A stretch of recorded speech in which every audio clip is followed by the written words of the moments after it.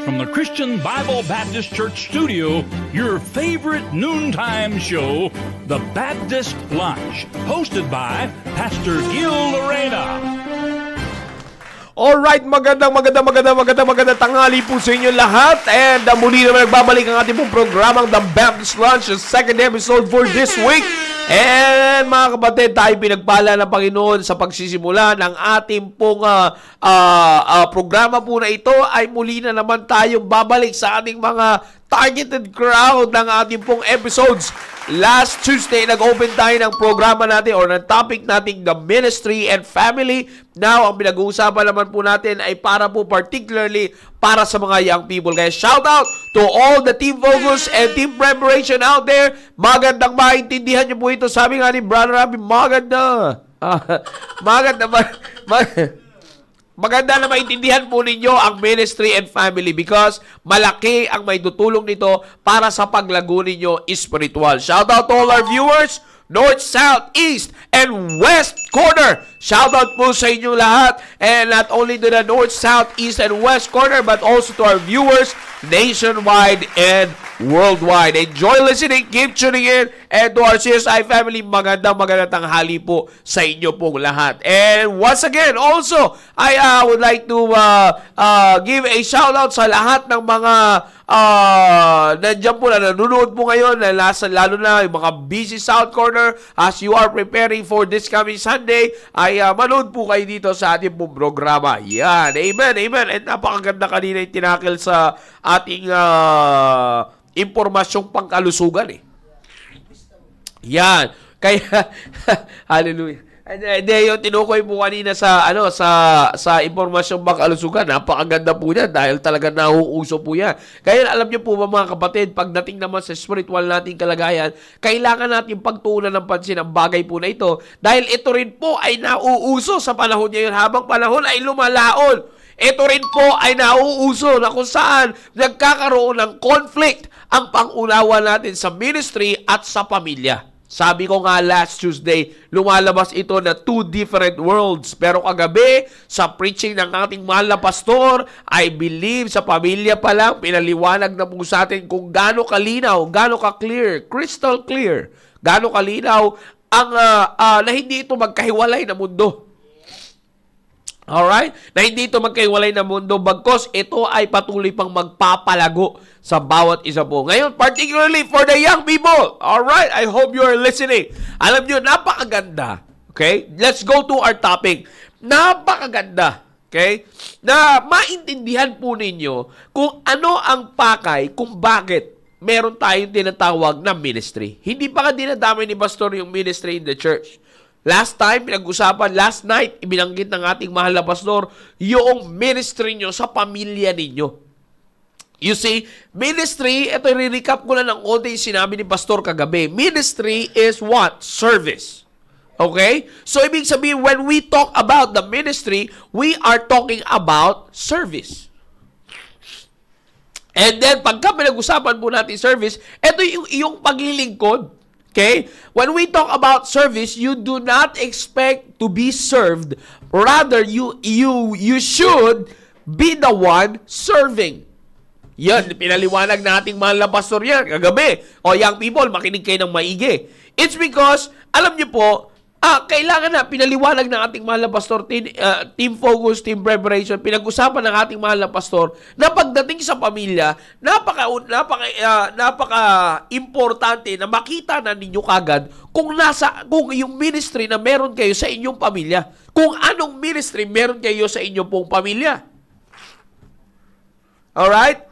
Now, like I said, you're not the ones to be served, but rather you are the ones who should be what? Serving.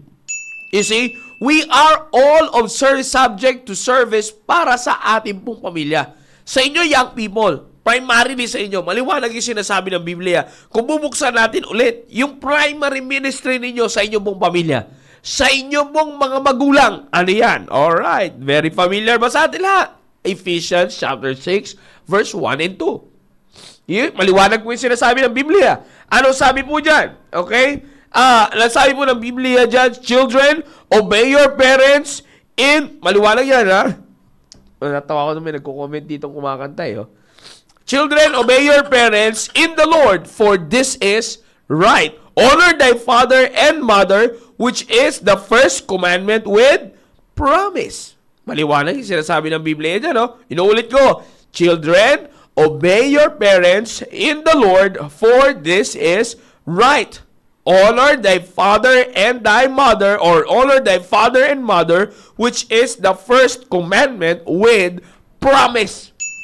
Okay? Now, eto kita nyo, what's your first ministry? Alam nyo, ang kagandahan dito, young people, team focus, the preparation, team preparation, ang kagandahan dito, sa ministry na meron kayo sa inyong pamilya, is matutulungan talaga kayong, it is really evident na kayo ay matutulungan na lumago sa relasyon nyo sa Panginoon at relasyon nyo sa Panginoon at sa gawain ng Panginoon. Bakit? Ano sabi ng Biblia? Anong ministry binabanggit ko dito?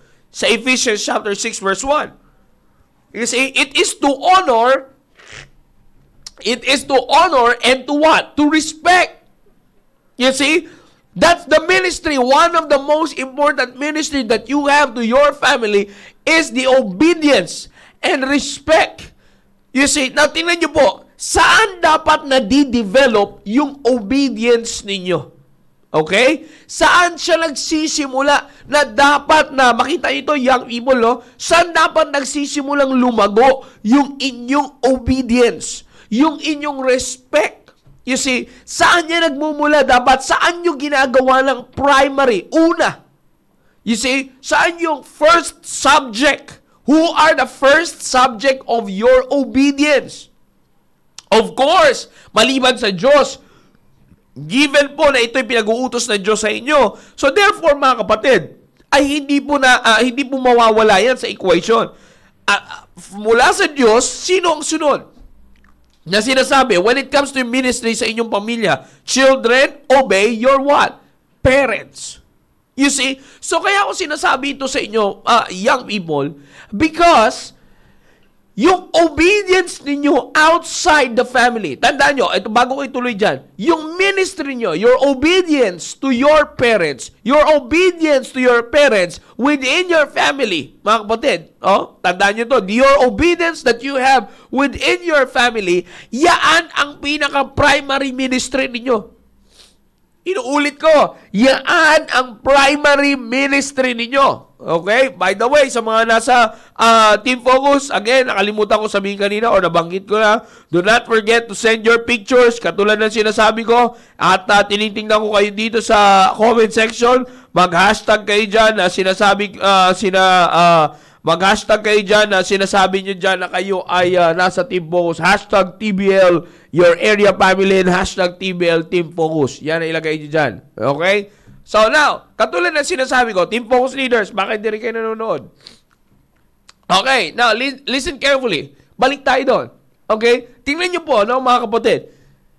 Your first ministry in the family is what? Obedience. You see? Hindi nyo sasabihin yung paglilinis sa bahay. Hindi nyo sasabihin yung pagtatrabaho ninyo, team preparation. Hindi nyo sasabihin na yan yung mga ministry na meron kayo sa inyo pong pamilya. No. Your primary priority ministry in the family is your obedience and respect. Okay? Now, tingnan nyo po kung bakit ko sinasabi yan. Dapat nag-uugat yan. Tingnan nyo kung saan pinasimulan ng Diyos, ang galing ng Panginoon. Sinimulan ng Diyos ang illustration na yan. Siya mismo nag-practice yan. His obedience to the Father. Okay? And then now, yan naman ay sinabi niya, pinahayag niya sa simbahan. At nung pinahayag niya sa simbahan, anong sinabi niya sa simbahan? Sa church at Ephesus. Sinabi niya sa church at Ephesus na yung mga anak, yan ang ministry niyo sa inyong pamilya. Alright? Now, listen ha. Kaya ako sinasabi sa inyo, ilagay nyo sa isipan nyo ito. Okay? Now, sabi ko sa inyo, ito makakatulong sa yung Team Focus para ma-develop kayo. Tingnan nyo. Okay? Pinapapractice sa inyo or your service in the family is your obedience and respect. Dapat yaan ay mag-uugat sa atin pong tahanan. Listen carefully, maganda na po ito. Dapat ito ay mag-uugat sa ating pong tahanan. It's because of the reason na pag hindi ito umugat sa tahanan, tandaan nyo po, outside the family, it will never be a genuine service to other people. Bakit? Tingnan nyo po bakit? Hindi nagsimula sa intended na pagsisimulan ng service na yan. Hindi intended na pagsisimulaan yan sa ibang lugar, kundi sa pamilya mo mismo. You see, tingnan nyo po, sa mga nagtatrabaho, sa the preparation, sa team preparation, tingnan nyo, you might be following or you might be obeying instructions and orders from your boss sa mga pinagtatrabahuhan nyo na. And you respect them well. Tandaan nyo tingnan nyo to. Pero pag dumating na kayo sa punto na uuwi na kayo, okay? Uuwi na kayo. Saan? Uuwi na kayo sa tahanan ninyo. You see, doon dapat mas nakikita yung obedience and respect na meron kayo sa inyong pamilya. Kaya ako sinasabi yan because that is the place where that ministry was intended to be practiced first. You see, kaya ako sinasabi yan na maaaring hindi nyo matanggap or hindi nyo tanggapin, pero ito ang katotohanan na dapat nyong tangilikin. Ano yun? Na pagka ikaw ay magaling sumunod at magaling rumispeto outside the family, I'm telling you, whether we accept it or not, young people, that's not a genuine obedience and respect. Bakit? It is not how God designed that service to be. That service, that ministry is not to be meant na mai-practice sa labas, kundi mai-practice muna sa tahanan para pag na-practice sa labas, solido at sigurado. At buong-buong totoo. You see? Kaya ako sinasabi po sa inyo, because most of the time, young people, tingnan nyo, nasi-set aside nyo yung ministry na ito. Most of you, may ministry kayo sa simbahan, but this primary ministry na meron kayo, you're practicing this in the church, but you can never practice it in the ministry. Sa inyong pong tahanan. You can never practice it. You're practicing it in the church, but you're never practicing it in the home. You see? Kaya ko po sinasabi sa ito, because the genuineness, you see, you take the point, the genuineness of the ministry ay hindi pwedeng, kumbaga hindi pwede itong mabahiran Kasi pinlano ito, young people, listen carefully, pinlano ito ng Diyos. Napansin nyo ba, iba yung drive ninyo sa ministry in the church kaysa your ministry in the home. Di ba? Kapihan natin. You see? You check yourselves right now. Marami na nag-i-amen dito na magulang. You see? You check yourself right now. Team focus, team preparation. Ilagay nyo ito sa inyong pong sarili. Okay? Ilagay nyo sa sarili nyo ito. Lalong-lalo na sa inyo, team preparation. Sabi nga ni Pastor kagabi, kung nag-iisip kang mag-asawa, tapos etong ministry sa tahanan ay hindi mo magampanan ng maayos, nagpaplano ka na sa pag-aasawa, pero yung pagpaplano mo pagpaplano mo sa ministry mo, pagpaplano mo nagpaplano ka na sa pag-aasawa, pero yung ministry mo sa loob ng pamilya mo, hindi mo nagagampanan ng tama, forget it. You see? Now, kaya ko sinasabi yan mga kapatid, it's because the same thing, ilagay nyo po yung sarili nyo po dito. Walang kwenta yung pagsasakripisyo ninyo na kayo ay this and that, talaga namang alam nyo, ang pangit ito, young people, wala pa ito. Ayokong banggitin muna ito, mag-dwell in muna dito. Kasi, ayoko muna mag-dwell in muna dito. Kasi si pastor ang magtuturo pa yan Okay? Pero mapapahapyawan naman. Nag-usap naman po kami. Pero, ayoko lang mag-dwell in. But let me just use it for the sake of illustration. Tubig. Okay? Ano po yung sinasabi ko? Na, for the sake of illustration. Tingnan nyo po, mga kapatid. Okay? Listen to this. Sorry. Eto po, tingnan nyo mga kapatid Pagdating po natin, dito, pay attention to this, young people. Hindi nakakalungkot na tingnan nyo, napapansin nyo ba na hindi nagiging maganda ang resulta? Tandaan nyo to Ako na po yung nagsasabi sa inyo, kilala nyo ako, Team Focus, and also sa Review Team Preparation. Listen to this. Hindi maganda na parang nagiging sanhi pa ng problema ninyo. Okay? Hindi maganda na nagiging sanhi pa ng problema ninyo ang alin? Ang ministry in the church. Nagkakaroon pa ng conflict ito sa ministry nyo in the family. You see? Hindi dapat nagko-conflict yan. Ibig ko sabihin, hindi nagko-conflict. Hindi dapat nagbabanggaan. You see? Ibig ko sabihin, hindi dapat siya, wala siya dun sa punto na kung saan ay kailangan yung parang lumalabas na rebelde kayo sa pamilya ninyo para lang makapag-perform kayo ng ministry nyo. No! No! No, no, no, no. No. No, no, no, no, no, no. You see? Hindi pa pwede yung ganun. Hindi pa pwede na para kang lalabas ng rebelde sa magulang mo habang ikaw ay nasa ministry. Lalo-lalo na, by the way, ang target ko dito, mga kapatid, hindi yung mga first time, hindi yung may mga walang magulang sa simbahan, ha?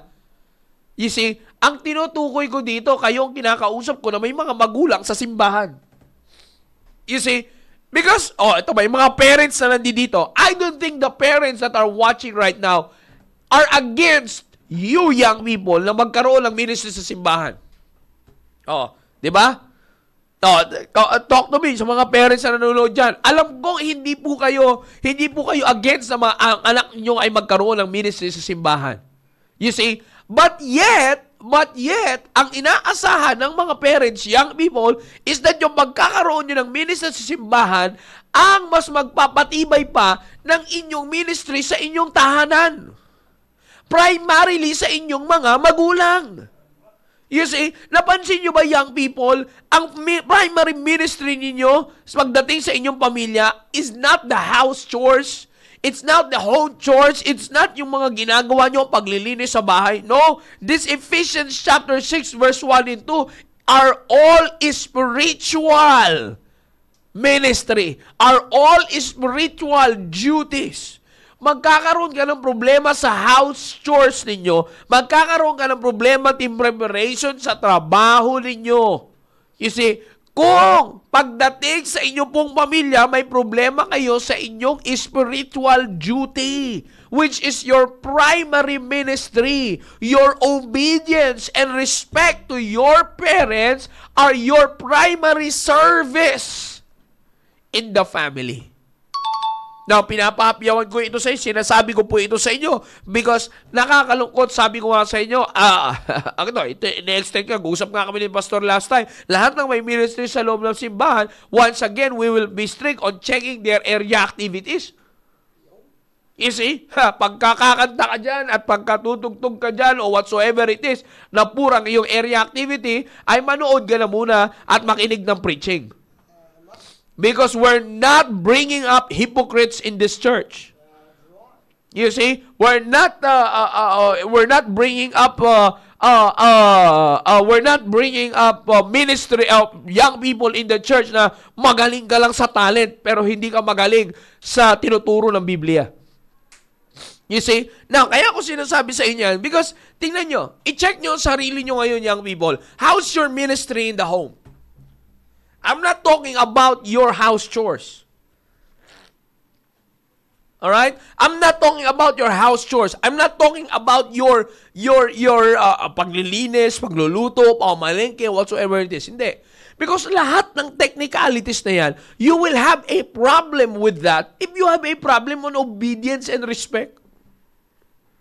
You see, paglilinis ng bahay, pag lumago ka na sa ministry mo ng obedience, darating ka na sa point na hindi ka na uutusan, maglilinis ka na lang. Palagay ko naman ay nagkakausap tayo ng maganda. Young people, the same thing with you. Oh, by the way, this is not just for the team focus, team preparation. Huwag niyong gamitin na kayo'y nagtatrabaho para sa pamilya niyo para hindi na kayo mapakinabangan sa loob ng bahay niyo. You see? Na kaya ko sinasabi yan kasi alam niyo po, Team preparation, listen to this. Satan is very wise that he can use your profession to have pride in your mind. Para ano? Para hindi na kayo makapag-focus sa primary ministry nyo sa pamilya nyo. It's not your profession that is your primary ministry in the family para sabihin mong makapagbuhay ka, mabuhay mo yung pamilya nyo. To be honest with you, kung susundin nyo yung Biblia, hindi ikaw ang bubuhay sa pamilya mo. You see? Primarily, the pattern, God is the one na bubuhay sa pamilya. Pangalawa, it's the responsibility of the parents. Your job is to help with that responsibility. Pero ang katagalan ng mundo ngayon, halos parang kayo na talaga. Kaya minsan, ano nangyayari? Kayo na yung nagiging authority. You're still never the authority in the home. Team preparation. Hindi porket may trabaho ka na, hindi mo nagagampanan itong Ephesians 6.1 at yung magulang mo pa ang pinapa-Ephesians 6.1 mo. Bakit? Kasi ikaw yung may pera. Ikaw yung may trabaho. No, that's your ministry bilang anak. You see? Minsan, ganyan ang nangyayari. Sabi ko sa inyo, ang dyablo magaling mambaliktad ng sitwasyon. Babaliktad rin niya ang salita ng Diyos. Babaliktad rin niya ang katuruan sa simbahan para ano? Para baliktad din ang pamumuhay. In other words, sasalungat ang pamumuhay natin. Lalo na kayong young people, sasalungat ang pamumuhay ninyo. Saan? Sa Panginoon. Sa gustong mangyari ng Panginoon. You see? This is very important. Kaya sinasabi ko, ito nga, ngayon na nga lang sa mga nasa public school, na mga team focus na nag-aaral, wala kayong pasok. But ang ating viewers here, kaya sasabihin ko, team focus leaders, hanapin nyo yan mamaya. Kasi hinahanap ko rin ibang team focus leader, wala rin dito Di ba? Kaya ko sinasabi sa inyo yan, it's because this is a serious matter. Ministry and family, yan, ito malaman. Ministry and family, etong dalawa po na ito. Okay? Ministry and family, both of these are not two different worlds. Rather, this is on the same, this is coexisting or existent in the Word of God. You see? Kaya nga sabi ni Pastor, dapat hindi lang yan complementary, kundi kumbaga, iisa ito. Sabi ko nga sa inyo, pinakita ko last Tuesday, this is the family, this is the ministry, ganyan. That's the picture of it. You see, hindi yung, this is the ministry, this is the family, nasa ibabaw yung pamilya over the ministry. You see, kaya, or magkahiwalay yan. Kaya pagka ganitong sitwasyon, problema yan. Pag ganitong sitwasyon, mas lumalaking problema yan. You see, kadalasan ganitong sitwasyon, kaya hindi na nahahalata na akala mo may ministry ka pa, young people, kasi nandiyan pa yung ministry sa'yo, pero ikaw pala ay nangingibabaw na doon sa intensyon ng ministry sa buhay mo. Kaya hindi nyo nakikita ngayon, young people, ang pinaka nagiging problema. Kaya sabi ko sa inyo, tingnan nyo if you are right in your ministry right now, I'm talking about in focus, bago tayo magtapos, saglit, malapit na tayo. You see, bago tayo magtapos dito sa bagay na ito, if you are talking about the ministry, may ministry ka ngayon sa simbahan, in the church, you see, para malaman mo if that is a genuine ministry, genuine performance or practice that you have in that ministry, and what you're doing is spiritual, check mo yung primary ministry mo. Ano yung primary ministry mo? Sa pamilya mo. Sinong subject sa pamilya mo? Yung magulang mo. Anong trabaho na meron ka sa ama't ina mo? Ano yon? Maliwanag sinasabi ng Biblia. Pagsunod at pagrespeto. You see? Kaya ako sinasabi sa inyo, ilagay nyo agad sa isipan nyo to. Tingnan nyo, Ephesians 6.1 pa lamang ito. 1 and 2. You will have a problem in the ministry of obedience if you have a problem in the you will have a problem in the ministry of honoring or respect if you have a problem in your ministry of obedience. You see? Sabi ko nga sa inyo, napakasimple lang ng bagay po na ito. Madali lang, sabi ko sa inyo, anyone can do that. Tingnan niyo po ito para sa lahat na nanonood ngayon. Anyone with a different faith, I'm talking about those other religious groups na hindi kaparehas po natin. They can do service for the Lord. Abay, sabi ko sa inyo, young people. Inuulit ko, young people. Tandaan nyo po ito. Minsan nakaka-share, I believe siguro naman, prayerfully, hopefully, naka-encounter kayo na gano'n. Yung makaka-share ka, minsan may masisharean tayo na ano yun, na pag tinanong mo, talagang active din sila sa church. Naalala ko yan na may nasharean po kaming ganyan, may hawak pa siyang gitara. You see, alam nyo kung ano sila, saan kayo pupunta? Sabado, siyempre, nakapag-share ng gano'n. Nung nakausap, saan kayo pupunta? Ay, may practice po kami sa church. Anong practice? Musician po kami sa church. Akalain nyo, ha? Akalain nyo yan. You see, ibig ko sabihin, makikita mo, nakamaong, naka-duck out, talagang banda sila Banda sila ng simbahan. What I'm simply trying to tell you is, anyone can be a musician in the church. The Protestants, Evangelical, lahat yan, lahat. They can do that. Saan kayo pwede magtalo? Yung ministry sa tahanan. You see, ang pinapakita ko lang sa inyo, young people, don't be proud and don't just brag kung anong ministry meron ka sa simbahan. Maging masaya ka kung balanse yan at tama yan. At yan ay sang-ayon sa ministry mo sa iyong tahanan. You see? Again, inuulit ko mga kapatid. Huwag mo muna ako ngayon, young people, listen to this. Team focus, team preparation. Huwag nyo muna akong batuhan. Siyempre, hindi tayo pare-parehas ng magulang. Op! Shut up! Huwag mo kagad sisihin yung magulang mo. Bakit? Lagi ko sinasabi ito. Children, obey your parents kanino? In the Lord. Hindi sinabi ng Biblia, children, obey your parents for them. For it is right for them. No. The primary intention and design of your obedience is not to make your parents happy, but to make the Lord happy first.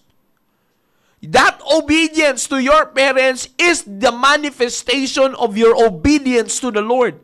Kaya ako sinasabi sa inyo to, para wag kayo kagad pasukan ng dyablo, young people, na tingnan nyo kagad, kasi syempre yung magulang ko wala sa simbahan. Kasi syempre, nandyan niya sa simbahan yung magulang ko, pero keso ganito naman, keso ganyan, keso. Huwag kang maghanap ng rason para hindi mo magampanan ng tama ang ministry na binigay sa iyo ng Diyos. Sabi ko nga sa inyo, matutulungan kayo nito Matutulungan kayo lalong lumago pa this year 2024 sa ministry nyo outside your home at sa inyong relationship outside the home. You see?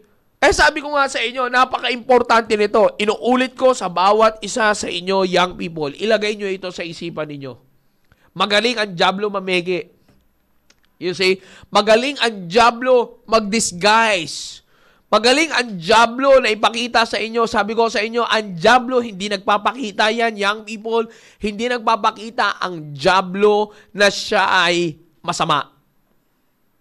He is the angel of light. Anong ibig ko sabihin? You see, anong ibig ko sabihin? Hindi yan yung parang nakikita nyo sa cartoons na may sungay at may buntot at may tinidor.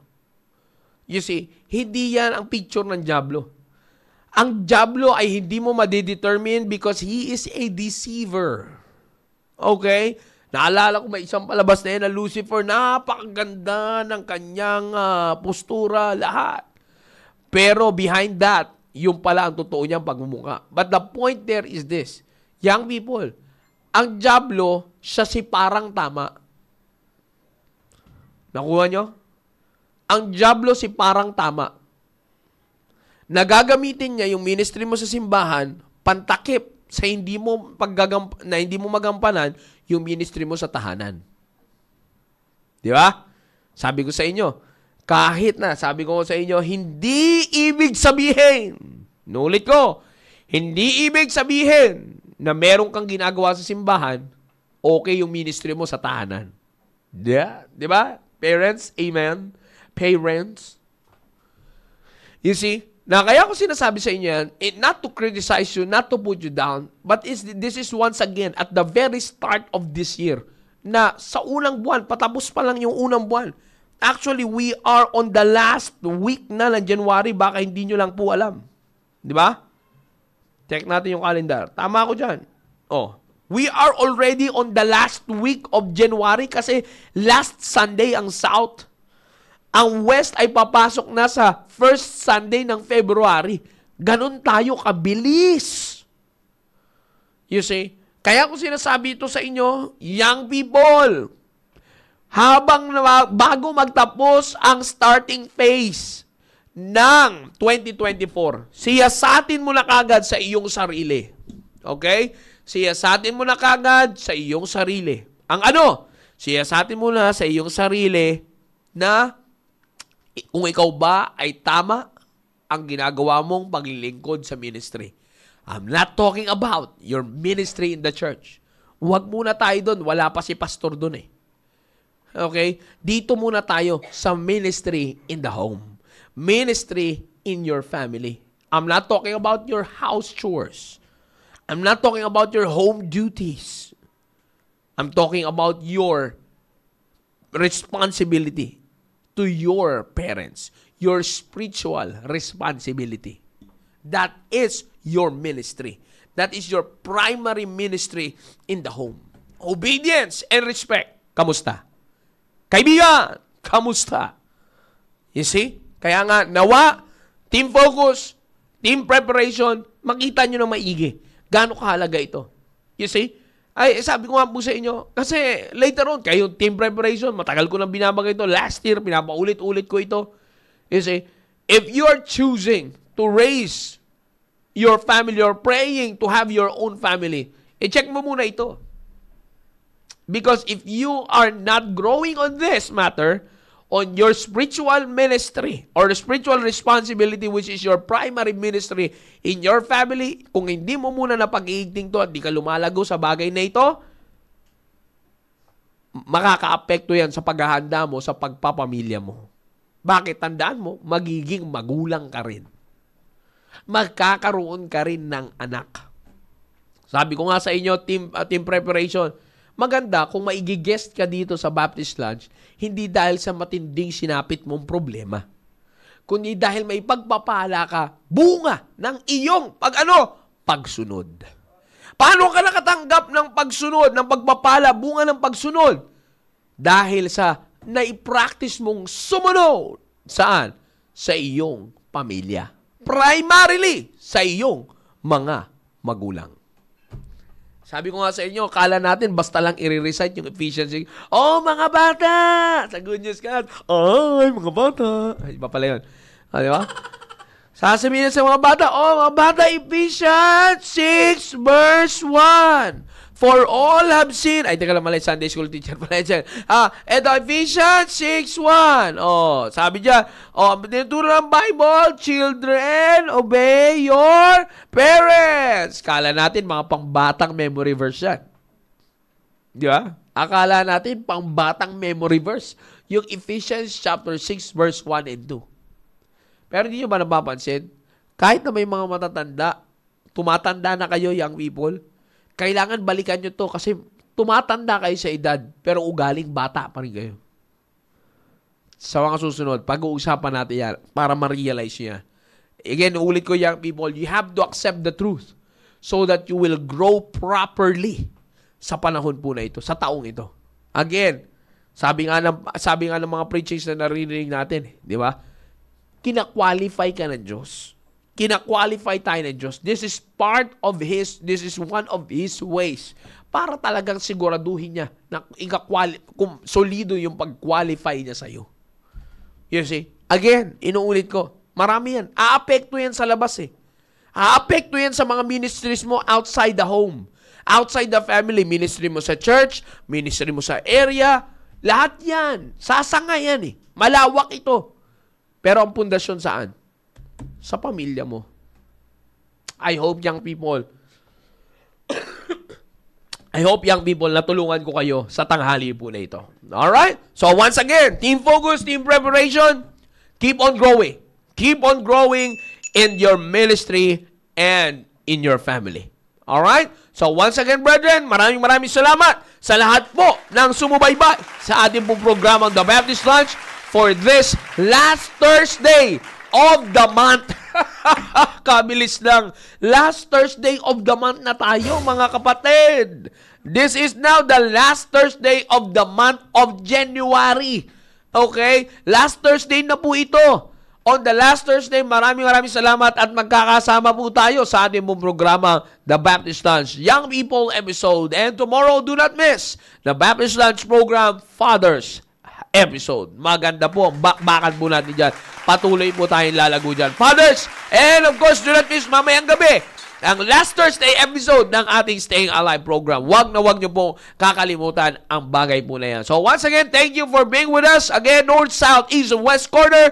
And to all our CSI families, maraming salamat sa inyo pong magsubaybay, sa lahat ng mga magulang nanonood dyan. Shout out po sa inyo lahat. And of course, ganun din sa mga team focus in preparation. And of course, nais ko rin pong muli paalalahanan, South Corner, go hard! Alright, let's go hard and pray hard and work hard so that maabot natin yung goal natin na from South Corner alone, we'll be able to have that 300 first-time visitors from our corner alone. Alright? But again, for the members out there, sa West, sa East, and sa North, ay hindi nangangahulugan na hindi na po kayo magdadala ng bisita. Alright? So once again, brethren, kita-kita po tayo sa mga susunod pa na programa ng ating Baptist Lunch. And on top of all of this, lagi po namin sinasabing, to God be the glory. Have a blessed Thursday afternoon. God bless us all.